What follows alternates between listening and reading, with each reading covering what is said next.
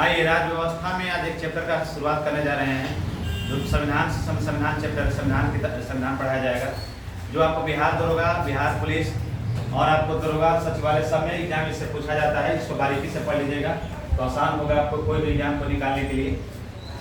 आइए देखते सभी एग्जामों के लिए इंपॉर्टेंट है। पॉलिटी राज्य व्यवस्था नया चैप्टर को शुरुआत करने जा रहे हैं, सभी एग्जामों के लिए इंपॉर्टेंट है। आप इसको बारीकी से पढ़िएगा और इसको ध्यान से देखिएगा। हम सिर्फ आपको सारा चीज को लिखा गया, आप इसको बारीकी से देख सकते हैं। संविधान किसको कहते हैं? संविधान किसको कहते हैं?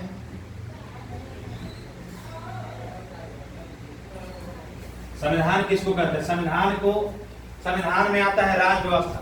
राज्य व्यवस्था का मतलब होता है, राज का मतलब होता है शासन और व्यवस्था का मतलब क्या होता है? तंत्र। यानी कि राज व्यवस्था का मतलब होता है, राज का मतलब शासन, यानी किसी भी राज्य को कानून चलाने के लिए शासन का होना जरूरी है। तो व्यवस्था का मतलब क्या होता है? तंत्र। और शासन करने के लिए सरकार के 3 अंग होते हैं। सरकार के कितने अंग होते हैं? 3 अंग होते हैं। कौन कौन? कार्यपालिका, कौन कौन होता है? 3 अंग। कार्यपालिका, विधायिका और न्यायपालिका। कार्यपालिका का कार्य क्या है, न्यायपालिका का कार्य क्या है और विधायिका का कार्य क्या है? तो देखिएगा, कार्यपालिका का कार्य है किसी भी कानून विधि को लागू करना, यानी कोई अगर कानून बना करके देगा उस कानून को लागू करना। तो देखिए, कानून विधि का निर्माण करना किसका काम है? तो विधायिका का कार्य क्या है? विधायिका या व्यवस्थापिका जिसको बोलते हैं, तो विधायिका या व्यवस्थापिका का काम है कानून या विधि का निर्माण करना। यानी कि निर्माण करना किसका काम है? तो कानून का निर्माण करना किसका काम है? तो विधायिका का काम है। विधायिका किसका काम है? कानून का निर्माण करना किसका काम है? विधायिका का। और आपको बोलता है कि कानून विधि को लागू करना किसका काम है? कार्यपालिका का। और आपको न्यायपालिका का कार्य क्या है? कानून यानी कि कार्यपालिका विधायिका द्वारा बनाए गए कानून को लागू करने के बाद कार्यपालिका का न्यायपालिका का काम है कि विधायिका द्वारा बनाए गए कानून को पढ़ लिख करके उस विधि के द्वारा कानून विधि व्यवस्था को लागू करना या न्याय करना किसका काम है? न्यायपालिका का। यानी कि सरकार चलाने के लिए 3 अंग होते हैं, कार्यपालिका, विधायिका और न्यायपालिका। कार्यपालिका का काम है कानून विधि को लागू करना, विधायिका का कार्य है कानून विधि का निर्माण करना और न्यायपालिका का कार्य क्या है? कानून विधि को बनाना। आइए देख सकते हैं। इसके बाद आता है संविधान। क्या आता है? संविधान आता है। तो संविधान में देखिएगा, संविधान का मतलब होता है संविधान का सम का मतलब क्या होता है? बराबर। सम का मतलब क्या होता है? बराबर। और विधान का मतलब क्या होता है? कानून। यानी कि जिसका बराबर हो कानून उसको क्या बोला जाता है? संविधान बोला जाता है। जिसका कानून बराबर होता है उसको क्या बोला जाता है? संविधान बोला जाता है। संविधान जहां जिसके लिए सबके कानून समान, यानी संविधान का मतलब होता है जिसके सबके लिए कानून समान, उसको क्या बोला जाता है? संविधान बोला जाता है। संविधान देखिएगा, किसी भी देश की शासन तंत्र को सुचारू ढंग से चलाने के लिए, यानी कि किसी भी राज्य की व्यवस्था को शासन तंत्र को सुचारू ढंग से सुव्यवस्थित ढंग से चलाने के लिए कुछ नियम एवं कानूनों की आवश्यकता होती है। इन्हीं लिखित व अलिखित कानूनों और नियमों के संग्रह को क्या कहा जाता है? संविधान बोला जाता है। यानी कि संविधान के लिए क्या होता है? संविधान में लिखित और अलिखित संविधान आते हैं, जिसको पढ़ करके कोई कानून चलाता है उसी को क्या बोला जाता है? संविधान बोला जाता है। तो हम बोले आपको कि किसी भी देश की शासन तंत्र को सुचारू ढंग से एवं सुव्यवस्थित ढंग से चलाने के लिए कुछ नियम एवं कानूनों की आवश्यकता होती है। इन्हें लिखित व अलिखित कानूनों और नियमों के संग्रह को संविधान कहते हैं। संविधान 2 प्रकार के होते हैं। संविधान 2 प्रकार के कौन कौन होते हैं? लिखित संविधान, अलिखित संविधान। तो लिखित संविधान को बोला जाता है, लिखित संविधान भारत का संविधान है जो बहुत बड़ा संविधान है। और अलिखित संविधान कहाँ का है? ब्रिटेन का संविधान है। तो लिखित संविधान देखिएगा, लिखित संविधान को किसको बोला जाता है? तो जिस देश का संविधान किसी भाषा या लिपि में आबद्ध हो, आबद्ध का मतलब लिखा गया हो, उसे लिखित संविधान कहते हैं। जैसे भारत का संविधान जो है लिखित संविधान है। भारत का संविधान कैसा संविधान है? लिखित संविधान है। अलिखित संविधान में ये देखिए, अलिखित संविधान में आपको अलिखित संविधान है। अलिखित संविधान जिस देश का संविधान किसी भाषा या लिपि में आबद्ध नहीं हो, जिस देश का संविधान किसी भाषा में आबद्ध न लिखा नहीं गया हो, उसे अलिखित संविधान कहा जाता है, बल्कि मौखिक स्तर पर आधारित हो। किस स्तर पर? मौखिक स्तर पर, यानी कि उसका लिखा गया कोई संग्रह नहीं हो, ये मौखिक स्तर पर आधारित पर हो, उसको क्या बोला जाता है? अलिखित संविधान बोला जाता है। अलिखित संविधान कहाँ का संविधान है? तो ब्रिटेन का संविधान है। तो आपसे क्वेश्चन पूछता है कि लिखित संविधान कहाँ का संविधान है? तो भारत का संविधान कैसा संविधान है? लिखित संविधान है। और ब्रिटेन का संविधान कैसा संविधान है? अलिखित संविधान है। कैसा संविधान है? अलिखित संविधान है। भारत में संविधान शब्द के जनक कौन थे? तो हेनरी वेन थे। हेनरी वेन संविधान के जनक कौन थे? संविधान के जनक कौन थे? तो हेनरी वेन थे। हेनरी वेन क्या थे? तो संविधान के जनक थे। और आपसे क्वेश्चन पूछता है कि पहली बार भारत में संविधान शब्द का उच्चारण किसने किया था? तो पहली बार भारत में संविधान शब्द का उच्चारण किसने किया था? तो पहली बार भारत में भारतीय संविधान का उल्लेख किसने किया था? तो महात्मा गांधी ने किया था। 5 जनवरी 1922 को संविधान शब्द का उच्चारण किया गया। 22 जनवरी का 15 जनवरी क्या बोले कि 5 जनवरी 1922 को संविधान का चर्चा किसके द्वारा किया गया था? महात्मा गांधी द्वारा किया गया था। हम आपको बोले संविधान को चलाने के लिए 3 व्यवस्था की जरूरत है, कार्यपालिका, विधायिका और न्यायपालिका की जरूरत है। भारत में संविधान को चलाने के लिए सुचारू ढंग से व्यवस्था को जो सुचारू ढंग से चलाता है उसको संविधान बोला जाता है। संविधान में सम का मतलब बराबर होता है, विधान का मतलब कानून होता है। और आपको कहता है कि संविधान 2 तरह का होता है, लिखित और अलिखित।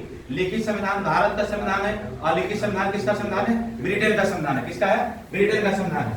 अब आता है आपको कि भारत का संविधान का शुरुआत कहां से हुआ था, भारत का संविधान का इतिहास कहां से रहा है।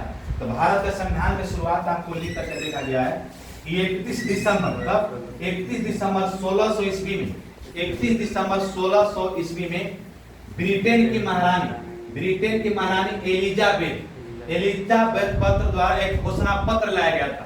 एलिजाबेथ पत्र द्वारा किसका लाया गया था? एक घोषणा पत्र लाया गया था।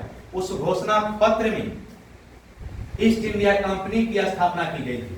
किसके द्वारा स्थापना की गई थी? ईस्ट इंडिया कंपनी की स्थापना की गई थी।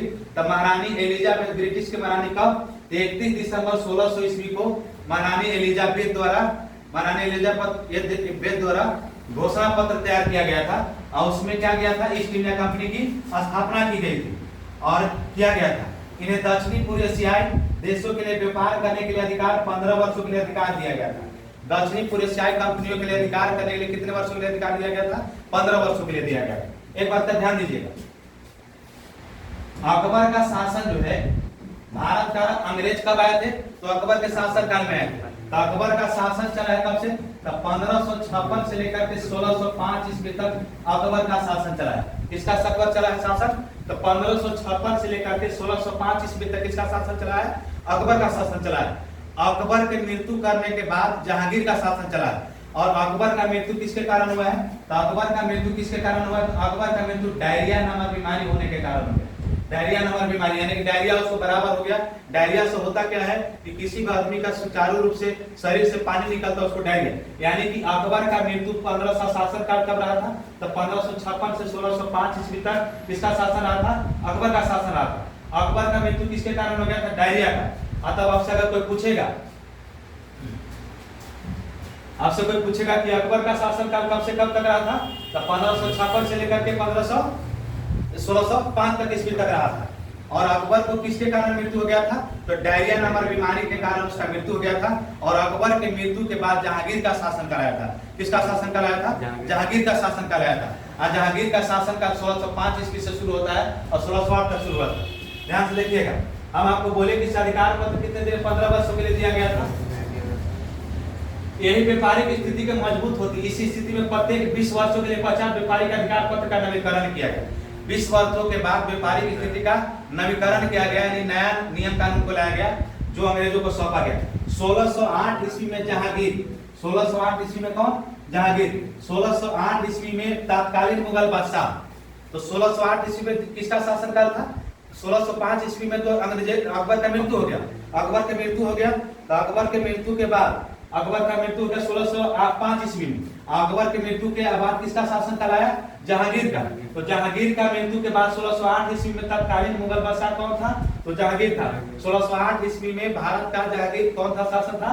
तो जहांगीर का शासन था। इसके दरबार में कैप्टन हॉकिंस नामक राजदूत आया था। तो आपसे क्वेश्चन पूछता है कि जहांगीर के दरबार में पहला प्रथम ब्रिटेन राजा जेम्स प्रथम का राजदूत कौन आया था? तो हॉकिंस आया था।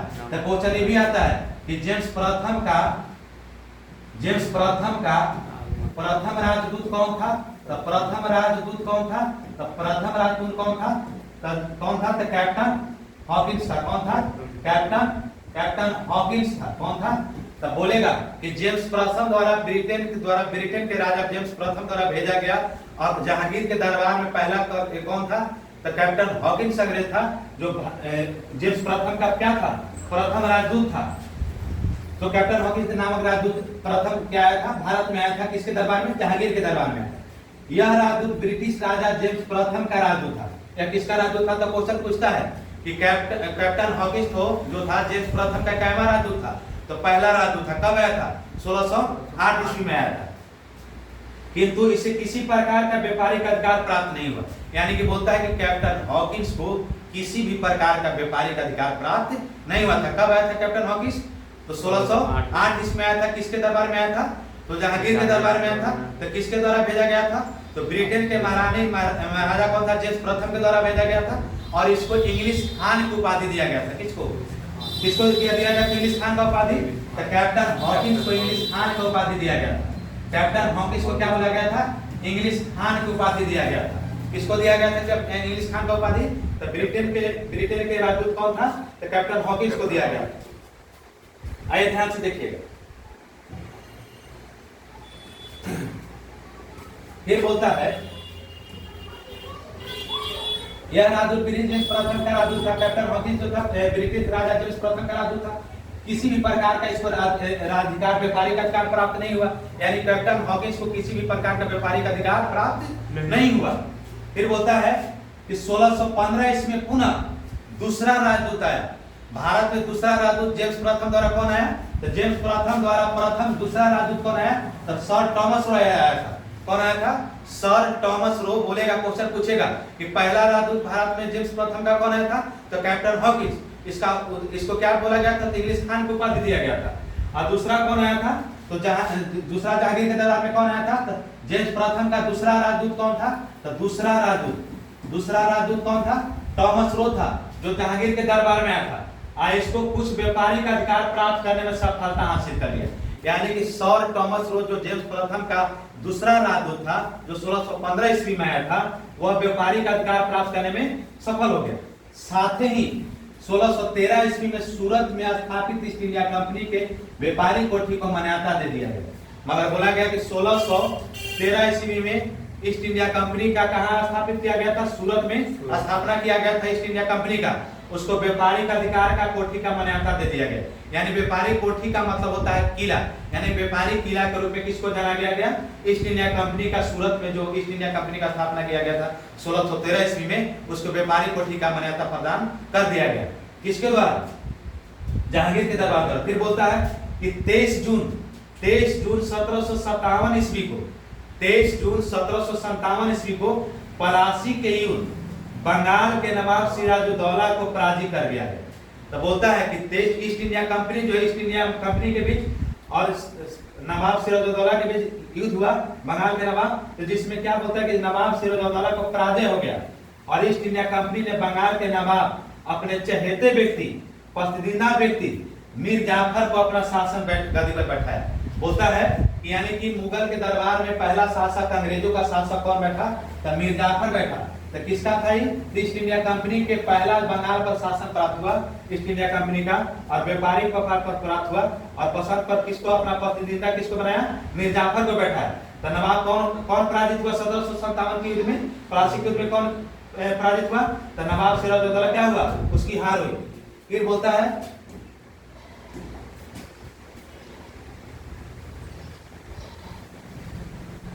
1759 ईस्वी में, ध्यान से देखिएगा, 1759 ईस्वी में बेदरा के युद्ध में अंग्रेजी ईस्ट इंडिया कंपनी ने डच सेना को पराजित कर दिया। क्या बोलता है कि 1759 ईस्वी में बेदरा के युद्ध में ईस्ट इंडिया कंपनी ने डच सेना को पराजित किया। किसको पराजित किया? तो 1759 ईस्वी में बेदरा के युद्ध में ईस्ट इंडिया कंपनी ने डच सेना को पराजित कर दिया। तथा 1760 ईस्वी में वाडिवास के युद्ध में फ्रांसीसी कंपनी को हार कर गया। यानी कि दो कंपनियों का हार हुआ। किसके? अंग्रेजों का। ईस्ट इंडिया कंपनी की स्थापना के बाद 1759 में बेदरा के युद्ध में अंग्रेजी ईस्ट इंडिया कंपनी ने डच सेना को पराजित किया। पहला विदेशी कंपनी किसको पराजित किया? तो डच को पराजित किया। दूसरा 1760 में वाडिवास के युद्ध में फ्रांसीसी कंपनी ईस्ट इंडिया कंपनी ने इसको पराजित कर दिया। यानी कि दो कंपनियों का ईस्ट इंडिया कंपनी की स्थापना के बाद, सूरत में स्थापना के बाद दो कंपनियों का युद्ध हुआ। एक बेदरा का युद्ध हुआ और एक वाडिवास का युद्ध हुआ। तो बेदरा के युद्ध में भी डच को हरा दिया गया और वाडिवास के युद्ध में फ्रांसीसी कंपनी को हरा दिया गया। किसके द्वारा? अंग्रेजों के द्वारा। इस युद्ध के पश्चात भारत में स्थापित सभी विदेशी कंपनियों में सबसे मजबूत कंपनी के रूप में ईस्ट इंडिया कंपनी उभर कर सामने आई। यानी कि दो कंपनियों को हराने के बाद डच को और वाडिवास के युद्ध में ईस्ट इंडिया कंपनी ने वाडिवास को फ्रांसीसी कंपनी को हराने के बाद ईस्ट इंडिया कंपनी ने सबसे पहले दो विदेशी कंपनियों को हराने के बाद सबसे मजबूत कंपनी के रूप में ईस्ट इंडिया कंपनी उभर करके सामने आई। कौन आई? ईस्ट इंडिया कंपनी उभर करके सामने आई। इसके बाद आपको क्या आता है? इसके बाद बोला गया है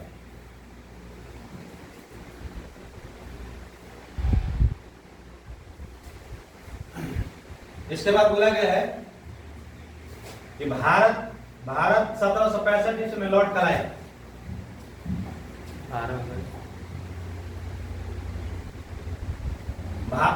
12/1765 में लॉर्ड क्लाइव एवं मुगल बादशाह शाह आलम द्वितीय के बीच इलाहाबाद की संधि हुई। किसके किसके बीच संधि हुई? तो 12 अगस्त 1765 ईस्वी में लॉर्ड क्लाइव एवं मुगल बादशाह शाह आलम द्वितीय के बीच इलाहाबाद की संधि हुई, इसके द्वारा ईस्ट इंडिया कंपनी की बंगाल, बिहार एवं उड़ीसा के राजस्व का अधिकार प्राप्त हुआ। यानी कि ईस्ट इंडिया को पहली बार राजस्व वसूलने का अधिकार किसको प्राप्त हुआ? तो किसको प्राप्त हुआ? तो बंगाल में राजस्व वसूलने का प्राप्त हुआ, बिहार में हुआ, उड़ीसा में हुआ एवं 3 राज्यों में क्या हुआ? ईस्ट इंडिया कंपनी को राजस्व वसूलने का अधिकार प्राप्त कर दिया गया। ईस्ट इंडिया कंपनी को राजस्व वसूलने का अधिकार प्राप्त हो गया। इसके बाद बोलता है ईस्ट इंडिया के कंपनी के पहले गवर्नर के रूप में लॉर्ड क्लाइव की नियुक्ति किया गया। ईस्ट इंडिया कंपनी के पहले गवर्नर कौन हुए? तो लॉर्ड क्लाइव हुए। तो आपसे पूछता है ईस्ट इंडिया के पहले गवर्नर के रूप में कौन आए थे? तो लॉर्ड क्लाइव आए थे। कौन आए थे? लॉर्ड क्लाइव आए थे।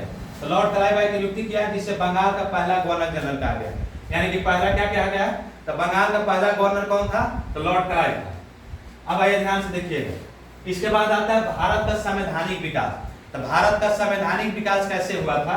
तो भारत का संवैधानिक इतिहास के 2 भागों में विभक्त कर सकते हैं। आप इसको देख सकते हैं, इसका चर्चा हम आपको कल विस्तार से कर देंगे। चलिए ठीक है, जय हिंद दोस्तों।